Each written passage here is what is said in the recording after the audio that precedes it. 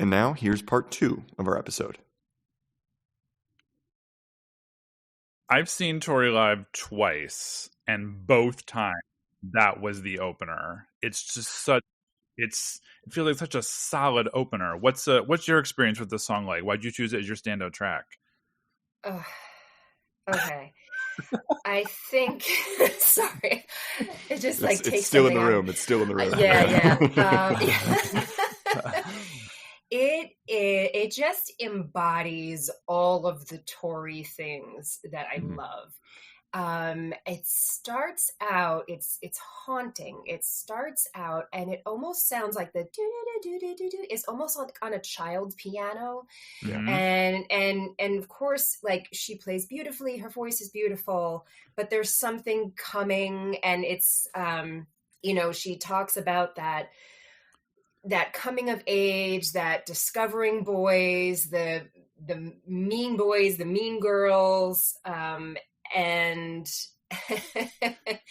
and when you see this live, you know that when she says that line, "So you can make me come, that doesn't make you Jesus," it's like raucous applause. Yes. Amen. Pun intended. Yeah. Like, oh my God. Like, she just speaks to you, and it is rocking. I mean, it's got this electric guitar that's, but it's not an electric guitar song. It just comes in as like an extra accent. And the drums, I love the drums on this. She has such great drums, especially as she moves into her later albums. And it's just like boom, ba-cha, ba-choom, ba-doo, ba-doo, and it's just like, oh, and you're just like in this world. It's sexy, but not like overly, and it builds, and that like piano solo kind of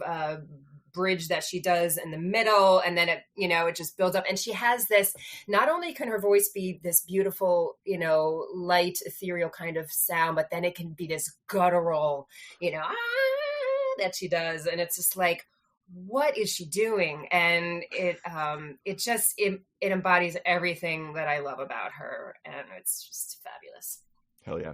50,000 points for that embodiment of all of her powers. Excellent. Also, there's a lot of like religious stuff running through this, which runs through all of her music. I mean, from start to where she is now. And I would be remiss if I did not acknowledge the Trent Reznor reference within this song as well, where she name drops 9 Inch Nails in it.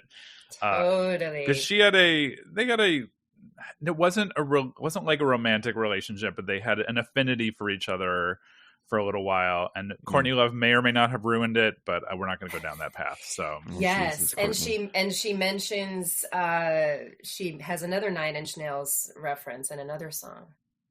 Remember which one it is? I can't remember which one it is. In Caught a Light Sneeze, made my own pretty hate machine. Yes, that's right. That's right. And he appears on the song. He sings backing vocals on Under the Pink. The Mission. Yeah, Past the Mission. Yes. I will say this though, like she after Tori's first 2 or 3 albums, I think it might have been Boys for Pele might have already been out before Lilith Fair became a thing. But she gets lumped in with Lilith Fair a lot, but that's not her bag. She never did the Lilith Fair tour. I don't know if they ever asked her to do it, but she never appeared on it. She's kind of like, I'm doing my own thing, and that makes sense to me because she's not. While I understand the crossover with someone like Sarah McLachlan or Paula Cole or Tracy Chapman or those artists, I think it's not. It didn't feel like her vibe. Yeah, I remember an interview she did about that, and she said, "Look, I love Sarah. I'd like to enjoy a bottle of wine with Sarah, but she said my music has more testosterone in it." She actually said that, and I'm like, interesting. Yeah, it's not. It's different. Are there other tracks on this album that you thought of, Janice, and that you feel are other standout tracks from Little Earthquakes? Well, yes. I think first I was going to say Silent All These Years. That is the first one that I ever heard. And it also, it embodies a lot, but it's a little it's less dark. And it's less, it's still dynamic. But it sort of stays in its same lane of sound. more than Precious Things does. So I mean, but that's the one that drew me in. That is still one of my absolute favorites. When I listen to it, it's like talking to an old friend. It's just like, teenage girl. I was 16, I think, when I discovered her, and I was just like, she's speaking my language, but she's using some obscure references. Like, what if I'm a mermaid in these jeans of his with her name still on it, and that finding yourself and finding your voice, and I know, like, for me in like awkward middle school years and a kid dealing with like my parents' divorce and remarriage, it was like, I feel like I got quiet, and performing helped me sort of find my voice. And that is like at the time that I also discovered Tori, and I was like, yeah, that was me, silent all these years. Actually, I put that under my yearbook, my senior yearbook. It's like, silent all these years is my song, because I'm not silent anymore. Yeah. Oh, you get a million points for that. Million points for that one. Silent all these years in the yearbook. She also, again, both times I saw her, she closed the concert the exact same way, which is she closed with the title track from this album, which might actually be my favorite song from the album, and if I had to explain why, I would not be able to do so. There's just something, I don't know, like monumental about it, and something, it's just like, maybe it's the drum underneath it that's just sort of like beating through it, that it just... I don't know. It just like stirs something up in me when I hear that song. But yeah, was that's the one you wanted to refer to? Is that the one you wanted Well, I mean, there's like, I could talk about like 7. But you identified one though. I'm interested in what that one is. I did because we should talk about it, and I mentioned it in my Back to One a little bit, but like, there is a song on this album that I think captured a lot of people's attention right off the bat, which is the song tucked away towards the end of the album that she sings a cappella called "Me and a Gun," where she's essentially singing about her own incident involving where she was raped and sexually assaulted. And it's, I think she has rarely performed it live, if I'm not mistaken. And it's just, I don't know. I mean, I think that again, back in 1992. You got to remember. It was 1992. It's just the sort of thing that, no woman was singing about directly and bluntly and outright and acknowledging. And it's just amazing to me that, that's why I think, no wonder she probably got some hate in the early 90s because, everyone never feels like whenever a woman speaks up about that, like there's always the opposition and the detractors who voice whatever they have to say right away. And here she was, just like, no instrumental background, nothing, just like, this is it. And it takes you by surprise on the album too. It is not expected, especially with the song that comes before it. Tear in Your Hand. Yeah, which feels like the closest thing to a pop song on this album, actually. Yeah, definitely. I know she's talked about that, that she said she didn't talk about her rape for quite a while, and then she saw Thelma and Louise, and that scene I'm referring to, and she said it was like a door was opened, and so I think that helped her, and inspired her to write it. And I think we also need to mention then she went on, and she became this, this, hearing her talk about that opened up the door for so many other victims who didn't want to talk about it, and sort of reclaiming their strength and survival.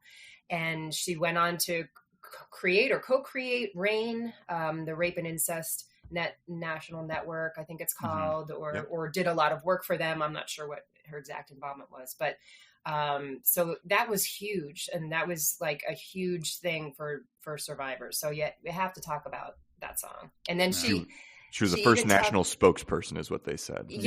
Kind of was, and people just didn't really talk about it a lot then. So you have to give her credit for that. And then she sort of like, what is it? I got my rape hat on, but I always could accessorize.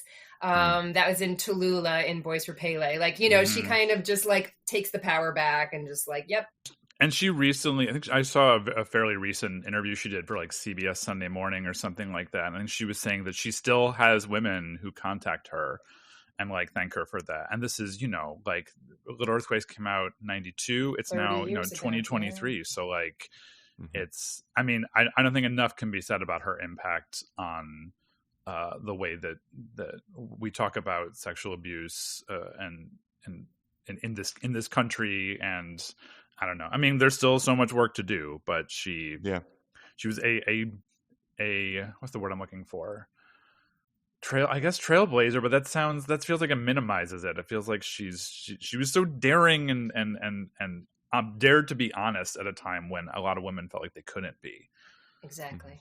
Well put. So, yeah. Putting visibility is always going to be, we're talking about platforms right now, right? She had a platform and she used it, right? Like that's all you can do really, is if you are lucky enough to have a platform, then hopefully you're going to use it for something good.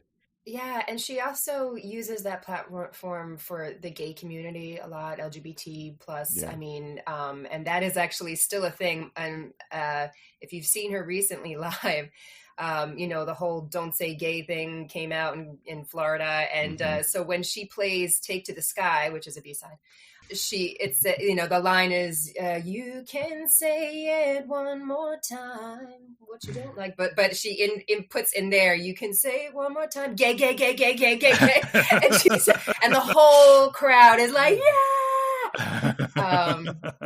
So she is a gay icon. That's we're not. There's no bones about that. This is it must be said that Tori Amos, gay icon. I'll give her 3 million. I'm going to give her 3 million points.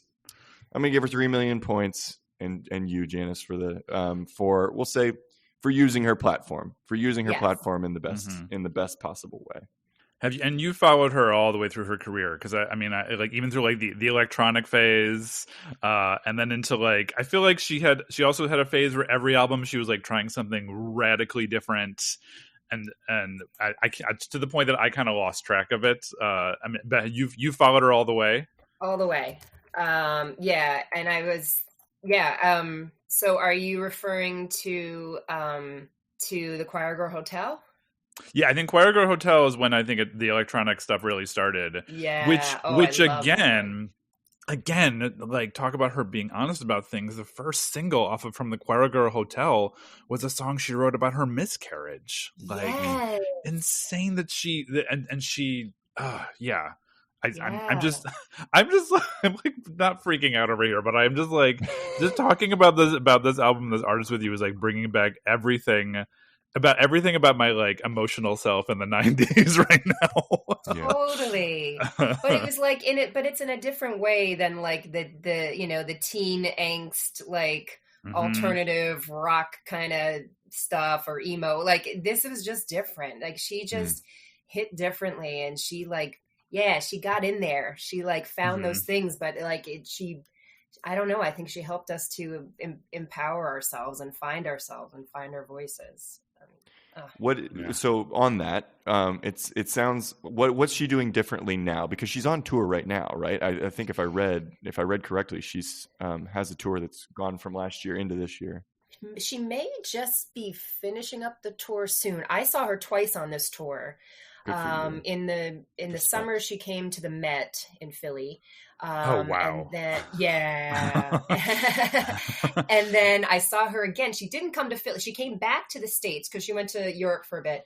She came back to the States and she didn't come to Philly. A little disappointed about that. She went to Hershey, Pennsylvania, which is, as we all know, is the Mecca of all Tori fans and all music fans. But anyway, but she did go to Red Bank, New Jersey. So I saw her there, had great seats. So, she started out as and this is her words, girl on the piano. And then she has that electric guitar and the drummer. So she tours now with the same, John Evans has been her guitar player for like 30 years or something. I read that 25 or whatever. Yeah. And this is a newer drummer who is on this tour.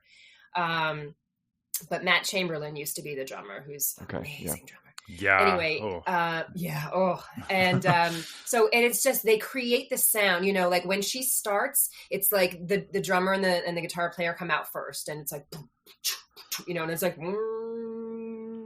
and it starts this whole thing, and you got the lights and the fog, and then Tori emerges, and everybody's, you just hear these like, these like 40, 50-year-old women screaming like they're 16, you know, like, ah! You know, myself included. And she comes out and her, like, you know, her long flowing red hair and her long flowing gowns and her high heels. And she just like takes it in and she kind of dances for a minute and kind of like gathers the energy.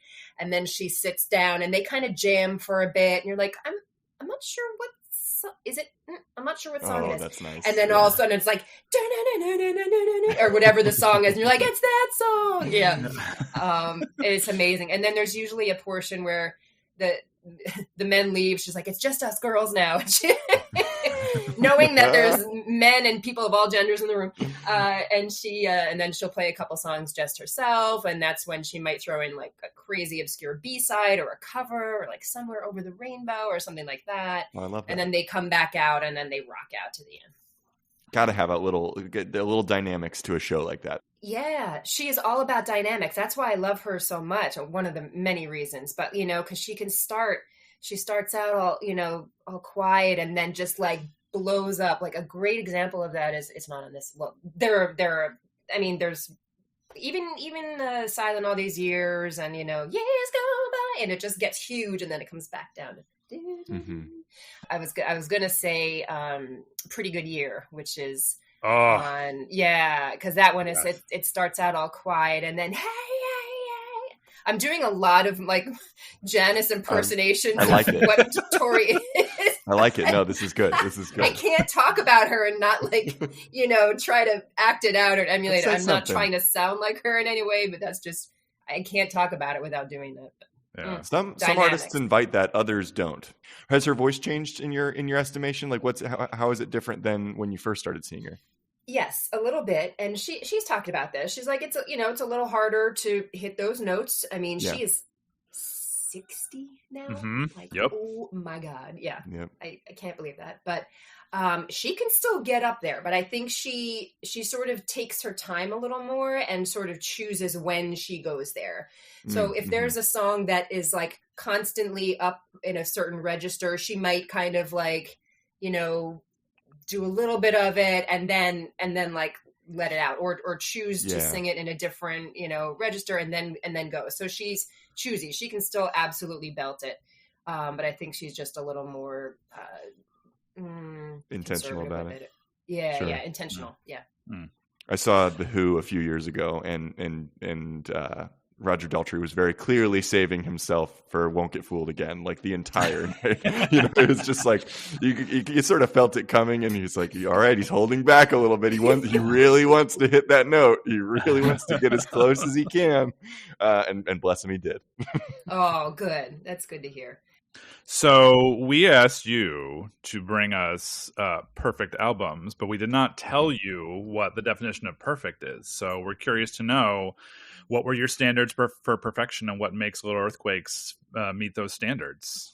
I like an album to have a natural flow. Whatever, every track flows seamlessly into the next one. It sort of makes sense. And it doesn't have to be a linear story, but it's all, and it's not, you know, it's not a concept album. It doesn't have to be, but each one makes sense that you're like adding on another layer.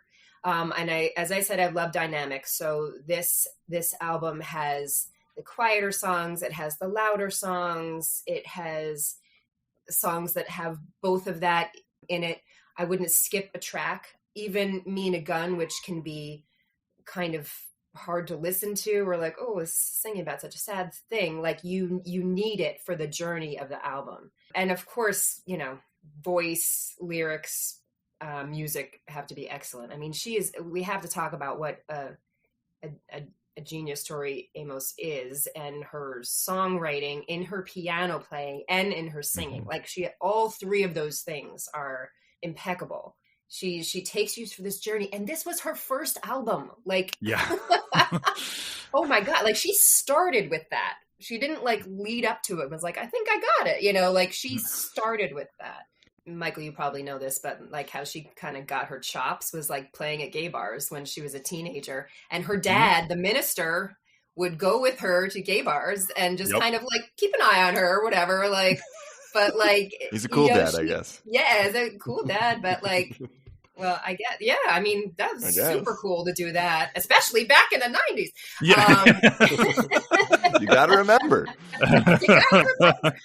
But yeah, like, so she got her chops playing in the sort of piano lounge kind of vibe, you know, and so she kind of could hone her craft. And, you know, and she says that the way, you know, she plays sideways and she played like that at an early age. She wasn't trying to be sexy. She was playing like that because that's just how the music was in her. And that was just the easiest way to like get it out. She needed to kind of wiggle. She couldn't just sit there all, you know, I'm facing this way and I'm doing this thing, you know, and she's never like a bum ba da da da bum ba da da, you know, kind of piano player where it's like one hand is doing the chords, one is doing a melody. It's like she's they're all over the place. Yeah, I you know, I could go on and on, but I mean, she uses the piano she treats it as a melodic percussion instrument. Like it is providing a rhythm, but there is also melody to it. Yeah. Yeah, and she does actually do that too. She like hits the piano at certain things, like have a seat while I, you know. And she I don't know what I just did to the microphones there. No, you're good. Yeah. It's just like she's done that. She kind of plays it and then goes back. All right. Well then, Tyler, I think it's time to take it to the board. It's all about who wins and who loses, Janice. This is the story we're told. You made a great case. So we're just going to review the points on the board, and then Michael's gonna give us the final determination. But starting from the most recent points I gave you and Tori 3 million points for her using her platform. I gave you 1 million points for silent all these years being your caption in the yearbook. That's hardcore right there. 50,000 points for Precious Things and how it embodies all of her powers, all of the things that she does well. Great choice. I also gave you this one goes to 11, the inaugural. This one goes to 11. Steadfast concert goer, gold star, and you said it was 15 times you've seen her, right? At least 15 times. You lost count, so that says everything. 60,000 points for I've got one hand on the piano and the other one's playing an organ, invoking Alanis as well. I think she just a lot of girl power in those points. 50,000 points for, you got to remember, it was 1993.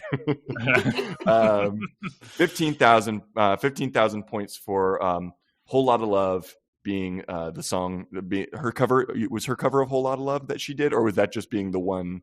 Was that the Zeppelin song that she said she was most affected by? I think it's both. Both? Okay. Yeah, She has both, okay. Yeah. And then the lemon getting squeezed as well. Bless her. 10,000 points for being a completist, getting every B-side to Little Earthquakes after you discovered it. We love a completist here. 9,000 points for Fergie's and Fergie's illustrious tradition of open mic freedom in Philly. Great town. Got to make it to Fergie's. 600 points for listening to yacht rock and that being part of your musical upbringing. Always love yacht rock. And you gave me 88 out of 88 piano keys. So I'm thinking it's a pretty strong board. That gold star especially really might put you over the edge. But as we know, the final determination goes to my friend, my dear friend and collaborator, Michael. How'd she do? Tell us. Based on Janice's case, is Little Earthquakes by Tori Amos a perfect album? Does it go to 11? I mean, come on. Definitely goes to 11. I'm no debating about it. No deliberation necessary. The jury walked out of the room and they walked right back in. Exactly. Yeah. You did it, Janice. Well done. Oh, yay. Thank you. This one is added to the Pantheon. Someday we will build some sort of wall or like a room where we have all these album covers up to represent our pantheon. Speaking of album artwork and stuff, so I because I am a Gold Star super fan. Yes.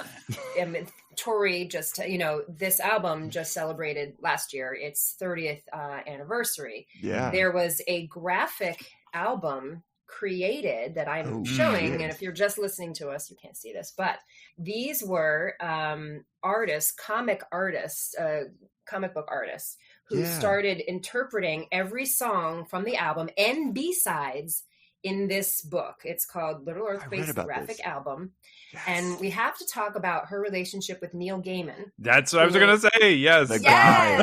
Yes. So, Neil. So she actually had seen some of his stuff, was introduced to his stuff from a friend, and was like, oh, his stuff is really interesting, and actually started talking about him, so she mentions him in a few of her songs, but in Tear in Your Hand is the one of Neil said hi, by the way. And then she mentions him like, if Neil makes me a tree, and, like she there's a couple of things, but and then he finally met her, and he did the artwork for In This Thing to Tear in Your Hand. And then there's other different artists who's done it. Yeah. And one other shout out for Silent All These Years, which is my favorite. Margaret Atwood did the book. So they have a writer and an artist. So, and like my favorite musician and my favorite writer. Oh, both, wow. Like in this one song. Like it's amazing. So I highly recommend getting this if you are. You have the artist of your heart so clearly. That is what a special thing. Yeah. So I'm glad Neil made it in here, because again, that I feel like these people that sort of surround them, surround Tori in some ways, like Trent Reznor and Neil Gaiman. Even though I think we tend to think Trent Reznor is kind of dark, industrial, spooky. Tori's wrestling with dark things. Neil Gaiman's wrestling with dark things, but I would argue there is still kind of an optimism to all three of those artists. They still they're still seeing the hope at the end. And they have kind of a similar aesthetic. I think it makes sense to me. They're all relentlessly creative. All three of those people, they are just machines in terms of creativity that I have high respect for. Oh yeah, totally. Match made in heaven. Well, would you like to hear what our standout track is, Janice? I would love to. Well, he deferred to me. Being the Tori newbie, and I deferred and also vetoed. No, you didn't. You didn't have to veto, right? Yeah, that's true. Yeah. You didn't. He reserved a veto, and that he would use if I chose the song that he didn't want me to choose.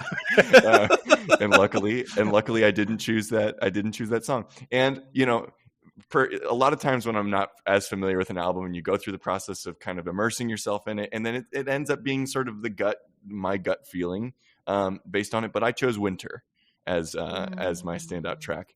I think what I have appreciated about immersing myself in this album and her work beyond it, is there's these real stark moments of clarity, like you talk about in just because you can make me come doesn't make you Jesus. That kind of those kind of lines really stand out, and the way she frames them, I think her framing powers as a songwriter are so prodigious. She has this ability to create musical landscapes, but then have something pop out really effectively. And just the chorus to this of when you're gonna love me as much as I do, or when you're gonna love you as much as I do, is like a sentiment I hear in music. In lots of songs, when you're going to love yourself that much. But the way she does it, I think, is so tender, and you really feel like she's asking the question. That was something they said to us in theater school all the time. Like, are you really asking that question, or are you just asking that question because it's in the script? Yeah. And I think I immediately thought when I heard this song, I was like, she's really asking that question. When are you going to make up your mind? When are you going to love you as much as I do? And it stuck with me. We gotta love her. We gotta love ourselves, and it's pretty cool that she has that so starkly expressed for us. So I thought it'd be a good one to play out on. And in the early '90s, no less, she was like the sort of empowerment ahead of her time. Yeah, and it's also a connection to her dad too. Yeah, and like. Any music or movies or anything I see with like a girl and her dad, I just lose it. Like it's just there's just such that connection. And but like she has an interesting relationship with him, because she he's the minister's daughter, and she felt restricted by this religion that she felt was sort of like pushed on her, but she still has this strong relationship with her dad, and he loves her, and he supports her, and he took her out playing, and it's just like, it's lovely to feel that parent child connection, and like you said, the imagery of like wipe my nose, get my new boots on, and running through the snow, and it's just like my mittens, beautiful. And it's just like you can picture it. Yeah, that's beautiful. Well done. All right. Well, listeners, thanks so much for joining us. Janice, thanks so much for joining us. And we're going to play you out on Winter. Yay. Thanks, guys. Bye.